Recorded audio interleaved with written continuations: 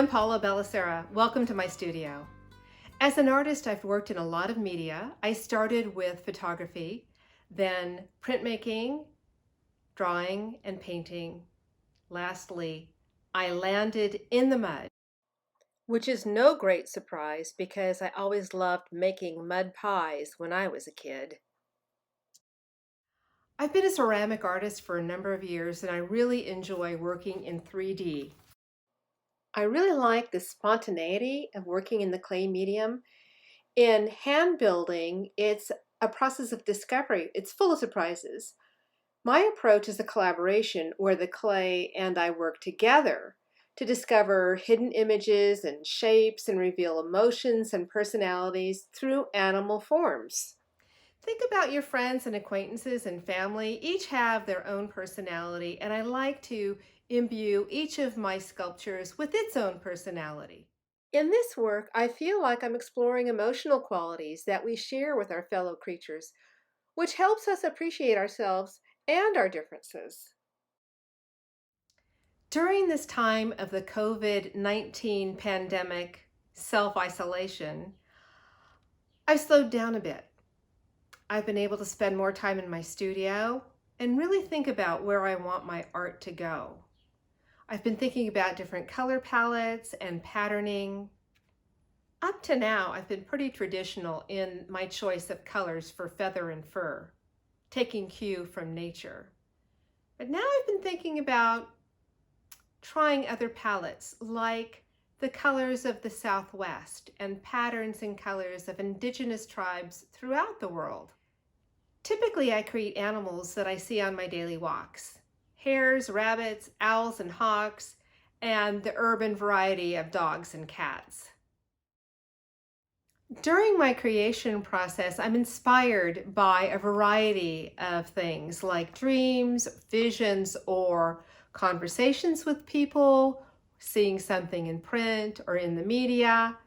And when I latch on to a particular animal, then I explore it in more depth by looking at hundreds of pictures. And then I sketch out some things and then get to work with the clay. And as I'm working, I'm deciding on the pose and the tilt of the head and which direction the animal's going to look. Then comes the process, or maybe at the same time I'm sculpting in clay, the process of deciding on a color palette and surface quality. Do I want the colors to be bright or dark or some combination? Do I want the surface to be flat or glossy or some combination? Here I'll share a little about my process. We'll talk about Luna, an owl that's in the Pence Gallery exhibit, Rare Birds. First, I sculpt the animal in clay. While I was sculpting Luna, I was thinking about her relation to the moon and our relation to the moon and the moon cycles, how it affects the tides and informs farming and religion and women's cycles and magic. And I decided I had to include the moon and the moon phases in the sculpture. When I was done with the sculpture, I did the first firing called a Bisque Firing to about 1900 degrees. And when I took it out, I took a photo of it.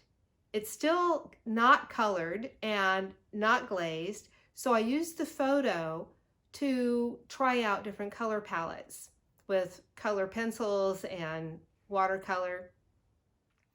Then I use my color sketch to inform how I want to translate that into glazing. Once Luna was glazed, then I put her back in the kiln for the second fire called a glaze fire, and I was very pleased with how she turned out. I love the shading of the moon, I love the glazing, and I love the spirit of the animal. I have another piece at the Pence in the Best of the Best ceramic show. This piece is called Crow Mother, after an indigenous myth or legend. I used the same sketching and glaze techniques. I built the elements separately and assembled the piece after the glaze firing. I think the final sculpture holds power and mystery. Working in 3D is exciting and challenging because I want every angle of the piece to be a little different in form and color. I want the viewer to be surprised as they walk around the piece and discover how it changes. I thought you might want to see what's going on in my studio. I have this table set up to do some glazing. I use watercolor pencils, watercolor crayons to create the sketches. The colors on these animals will be richer after they're glaze fired. And over here you could see a dog and cat in bisque that I haven't quite decided how to color yet. There's my slab roller that makes big flat pieces of clay that I can use. And here's a series of more natural colored pieces that I just finished. Now let's go check out my Kiln Corral, which is outside. Got a couple of electric kilns here, a smaller one and a larger one. Let's see what's inside.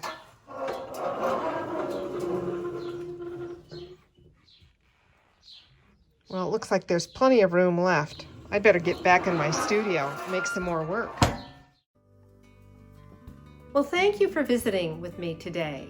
If you'd like to see more of my work, please check out my website, friend me on Facebook, or follow me on Instagram.